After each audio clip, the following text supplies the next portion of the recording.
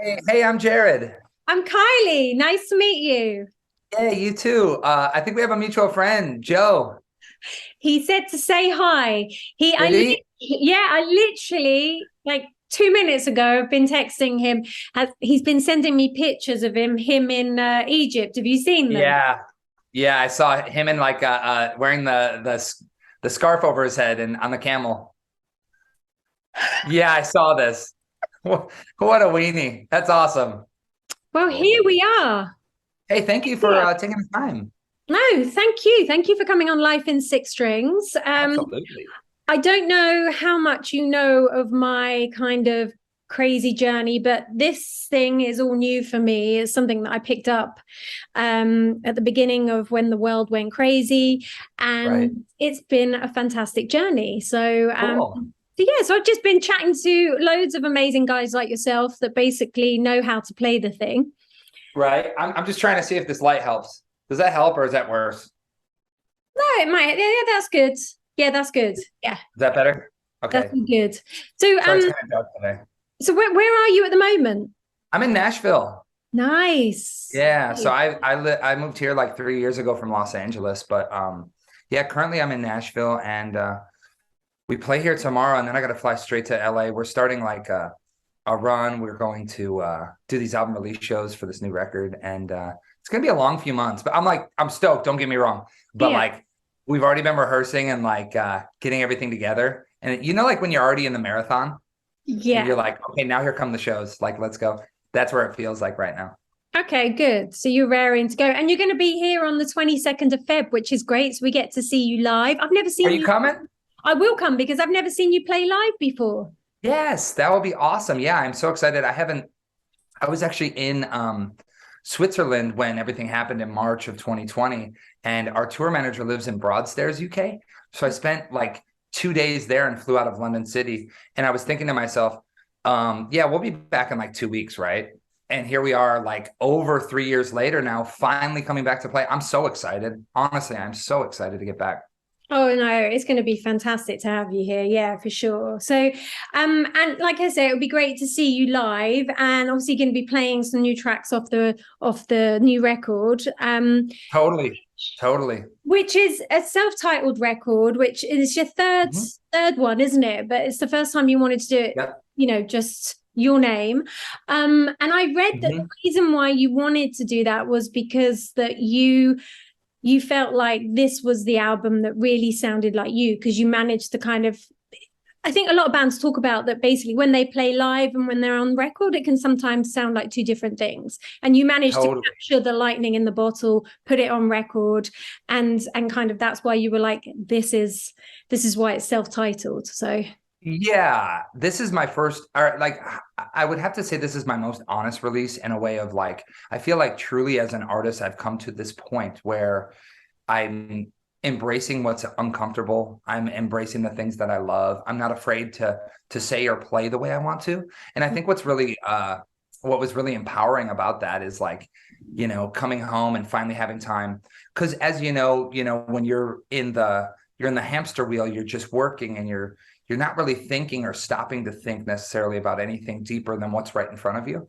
So I yeah. had that opportunity and I really tried to dig deep and say, like, where do I want to go as an artist and how do I find my voice? And with this record, I feel like it encapsulates the sound I love and the sound I've always wanted to put on a record. And I remember I was in the UK, we were playing, and this guy comes up after the show and he was super nice and he goes, man, that was an incredible show. I wish your records sounded like you sound live. And it was kind of like one of those moments where I was like, yeah, man, thanks a lot. And Yeah. I thought about it and I was like, man, how do I make a record that serves as a menu for my live show? And I started to like trim everything away and cut everything back and just think like, okay, we're going to be a trio. I'm going to sing it. I just want to play everything live. I want it to feel like records, obviously, that we grew up listening to, but I also just wanted to be really honest. And that's where I went with it. That's fantastic. So, okay, so that's kind of how you did it. You three of you played it as live in a room together, and then you put the vocals over the top later. Is that right? Exactly. So, what about the guitar solos and stuff? Were they done at the same time, or were they? No, the guitar solos were cut with the band. So I didn't overdub any of the guitar solos or anything. Really? Yeah, so the only guitar overdubs that there are on there's two tracks. There's one that's called Shadow Dancer and it has a Leslie speaker. Yeah. And we doubled what I played for the solo because he's like, go back and play it again over it and we'll make it more crazy. And then there's a song called Bad Roots where instead of doing like we doubled one little piece of the rhythm. But as far as actually what you hear on the record, all live, there's no edits. So like all those solos, like I was playing them and it was great because I felt so inspired. But I mean, honestly, I was playing those solos and there were points where like I was in front of the amps with like my guitar and like we were just going for it. It was almost as if like you were driving a car really fast and you're like, man, I hope I don't crash. You know what I mean? So all those solos were live on the floor. Wow.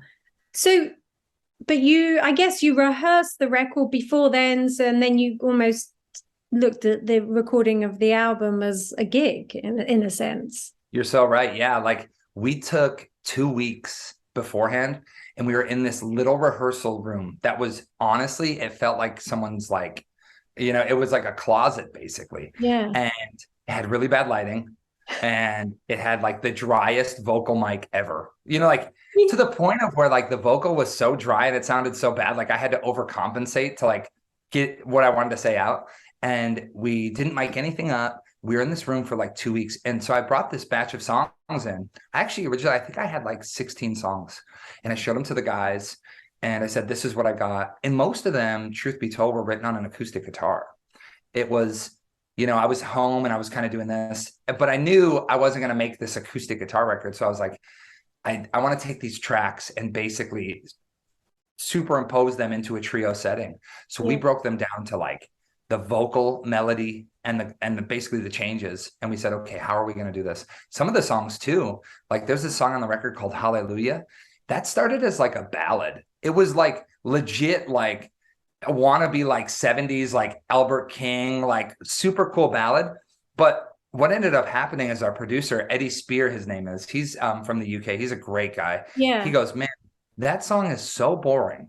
Like he was like, he's like, that is so boring. Like he would call me out on stuff all the time. He'd be like, Jared, this is the worst thing. You're going to laugh at me. He's like, Jared, he's like, what would he say? He's like, it's so stale. He's like, I don't even want to listen to it, and he would say stuff to me and I'd be like, I just take it. I'd be like, okay, like, what do you think we should do? So with that song, Hallelujah, if you listen to that, it went from being like a ballad with like this really like safe, parts to like Children of the Grave, like Black Sabbath heavy. Nice. And it's like heavy. And I just laugh because it's funny. Some of these songs morphed in such a way I'd never thought they did. But it was cool too, because, I was put under a lot of pressure when we were making the record because we tracked it to tape, right? Mm-hmm. We didn't use computer. And that was Eddie's idea because he got brought over to Nashville from Jack White. So he's like, oh, I have all these ideas. And he goes, we're doing it live to tape. So we would hear the tape rewind and all of a sudden it'd go, zzz, and then he'd go, we're recording. And we would sit and we'd look at each other and we'd just be like, yeah, like, and we counted off, no metronome or anything, and just go into it. So the whole record was made in a really honest, almost like childlike approach. I know that sounds funny, but it's like, we just were basically like, let's just play like how we want. And like, there's parts that speed up and there's parts that slow down. It's just like the music's kind of breathing. Yeah, which is that's one of the things I love about seeing live music is that it does move around, it's malleable and it can go in different directions and there can be a few mistakes, but then that might lead you down there and then you come back again. And I guess, yeah, you managed to capture that on record. I love that. And also it must have been quite nerve-wracking as well. Like you say that, it's like going live, isn't it? Right, we're rolling, the tape is rolling and it's like. What was yeah. That was nerve-wracking too, because we were at the studio Blackbird here in Nashville. Yeah. And it was such a beautiful studio. Yeah. And like they were like, I remember I took the tour and you can imagine me walking in, like they're telling me about all this gear. I'm like, yeah, this is awesome. And they're like, yeah, man, we have our grand piano over here, this separate ISO room. We track strings over here and all this stuff. And I'm sitting there going, it's going to be 3 guys basically playing a live, rock, blues rock show like in here. So when we were there, I didn't want to basically, I didn't want to like waste time, or I didn't want anything to get too, like Eddie said, stale. So with all these songs, we only tracked 2 or 3 takes of each, and then we just picked the one we liked the best. And it was a really fun experience. And also I feel like I always wanted to do that. So I feel like for myself, in a selfish way, I kind of proved it to myself to do that. You know what I mean? Which maybe sounds weird, but like when I listen to it now, even there's like some mistakes I hear, I go, this is awesome. I don't think that sounds weird. I think it sounds wonderful. And I obviously we lost Jeff Beck this week, and it kind of really got me thinking as well, like about him as an artist, and how he just 100% stayed true to himself. Like some people perceive that as being he was awkward to work with, and it was kind of like, no, if he felt like something wasn't sitting comfortably with him creatively, he was out of there. Like literally, I've heard stories of him working with like, you know, Mick Jagger, and then they were working on something, and then in the middle of the night he just left because he was like, no, this ain't me. And I'm like, totally. And that's an artist. Beautiful. Yeah, totally. I love that. And I love the fact that like, you know, Jeff Beck, like in his playing, it's almost like you can, obviously we know the scope that he has had on all of us and music, and especially guitar players. And it obviously that rings true of the past week, what we've all seen online and social media. But it's crazy how vulnerable his guitar playing was too, and how personal it was. It's almost like I feel like I knew Jeff Beck. I don't know Jeff, you know what I mean? Like, and that's the beautiful thing about him as an artist. Like he transcended the lines of like, oh, this guy's a great guitar player. It's like, no, like he spoke to us with his music and his guitar playing, which is just beautiful. it is. And I know exactly what you mean. I've met him a few times. I've interviewed him a couple of times and then chatted to him backstage and stuff before gigs. But awesome.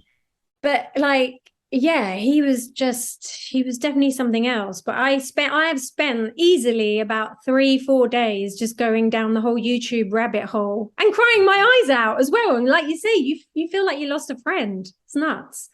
Yeah, I put on Diamond Dust off of Blow by Blow afterwards, which like that record, I remember hearing that record when I was like 15. There's a funny story about this record. Like my friend was trying to go out with this girl. We were kids. Yeah. And he's like, dude, we're going to go to her house after school and we're going to like go have pizza and stuff. Come with me, please. I was like, okay. And I remember like being in their basement, and the dad was like a rocker and he had a bunch of vinyl. And I was like, oh, cool. First record was Jeff Beck, Blow by Blow. And I remember putting that record on and like instantly being like, whoa. So it's weird too, how music and like his playing, like when I put that on, like you said, like I actually like kind of started to cry because it felt like, you know, it was like a moment in my life, and like the shade of it and like the heaviness of that. It's weird. Music is beyond magic, how it can do that to us. And, you know, and the connection is, it literally gives me chills how beautiful that is. Yeah, I know. It's a wonderful thing. It's a wonderful thing, which leads me to, obviously there's a connection between you and Jeff Beck, other than the fact that, you know, he was a hero of yours, was the fact that you both played without, well, you still play without a pick. Yeah. Why? How did this come about? Because it does make your playing unique. Mm-hmm. So the whole reason this ever happened was I'm a lefty. Yeah, but you play right-handed, don't you? Yeah, like legit. Like here, I'm just getting a guitar. I remember when I got my first guitar, it came with a lesson, and it was a right-handed guitar, and I literally was like, "All right, cool." You did Jimi Hendrix on it, yeah. Yeah, and I had the strings like this, and I was like, "This will be cool. I can just have the heavy ones on the bottom. It'll be fine. I'll figure it out." And the guy who gives me the first guitar lesson at the store goes, "Hey, dude, you need to flip your guitar." And I was like, "Well, this feels comfortable, like, you know." And he goes, "No, man." He's like, "I'm not gonna show you how to," he was like doing it for himself at first. He's like, "I'm not going to try and figure out how to do this backwards for you." And then he goes, "Plus it's really hard." And I was a kid. He's like, "It's really hard to find great left-handed guitars." He goes, "You're always going to have to bring your own guitar because it's like a right hand game." And I was like, "Okay, I'll switch it." So I swap it over, and then I'm playing with my thumb, right? I remember my first riff, Electric Funeral by Black Sabbath, and I'm trying to pick that out with my thumb. And he goes, "Hey, man, you need to use a pick." So he hands me a pick, and I have the pick in my fingers, and I'm trying to use it. And I don't know, there's something about like the way I'm wired. Like I always felt really like, you know, like if you were to give me like a set of high heels right now and be like, "Dude, walk down the hall," I'd be like, you know what I'm trying to say? That's me with a guitar pick. It's like I would just like kind of hold it and be like really awkward and like It would be horrible. So I tried to use a pick for like a year and it wasn't getting better. It was not. And so I started to mess around with like where you have like you had the pick in the finger. And I was like, that's cool. And then I remember I had a gig with my friends and I didn't have a pick. And I was like, has anyone got a pick? You know, like I'm nervous. I'm like, I need help. And I was like, whatever, I'll just play it with my fingers. So I was using my thumb and I was like, man, I was like, I kind of like the way this feels. So I started to mess around with it. And that's like right when I started to find like, especially blues guys, like there's this guy, Hubert Sumlin, who played with Howlin' Wolf, and he didn't use a pick. He had a really cool sound. And then Albert King and then Jeff Beck, of course, Mark Knopfler. Yeah. Yeah. And like, even there's like Derek Trucks, right? Does Derek use a pick? I don't think he does. No. No. Does Derek? I don't know. I think he But does. You're right. yeah, I saw him doing this thing and he was using his fingers and I'm like, whoa, you know? So I thought if it's good enough for fucking Jeff Beck, it's good enough for me, right?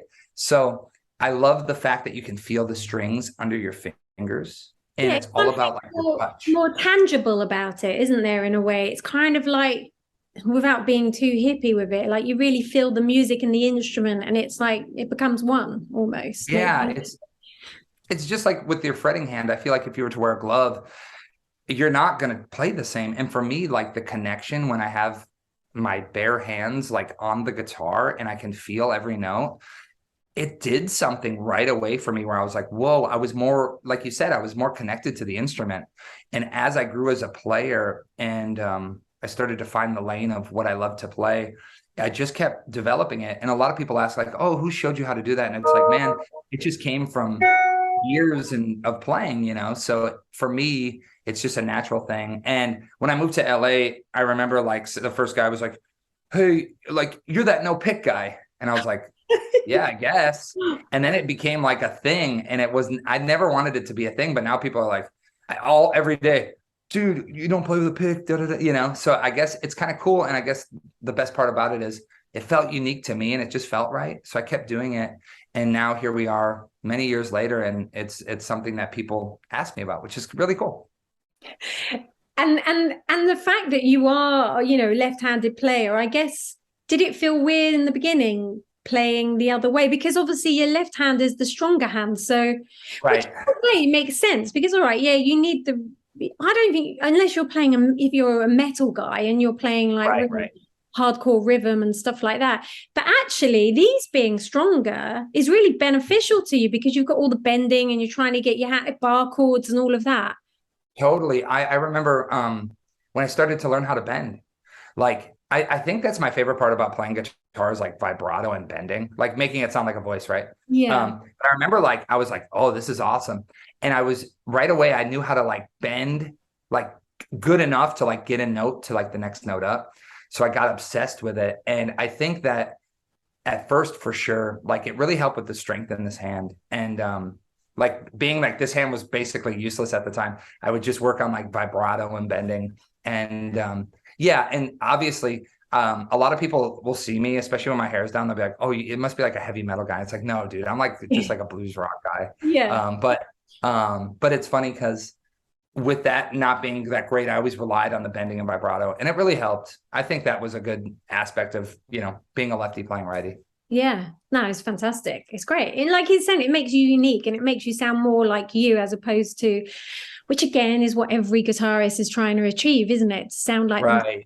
Totally. And I remember, being 16, 17, I just wanted to sound like Stevie Ray Vaughan. That's all I wanted to do. I thought if I could sound like Stevie Ray Vaughan and like I would have made it. And I remember thinking after that, like I was trying and like most guitar players getting frustrated. And then like something like I had a breakthrough where I was like, well, how am I going to sound like myself? Like, what are the things about my playing that are unique to me? Because everyone, no two players will ever sound the same. Mm-hmm. And everyone has really cool, unique characteristics. And I really feel like someone, there's that quote where it's like, every time you see a guitar player, you learn something when you're watching. I feel like it's true because I'll see people do certain things or like maybe they will, have their fingering for a chord different. And I'm like, I never thought about that. Or I never, yeah. Or the way that they play melody. And that's what's really cool about guitar is it's we all love it, obviously, but it's such a personal instrument. Like for me, the way that I like right now I'm looking at my guitars and I'm thinking about like what I would play, you know what I mean? It's like, no matter what, like we all have a unique stamp. And I think the more you work on that and the more you just focus on being yourself, the happier you'll be. You know what I mean?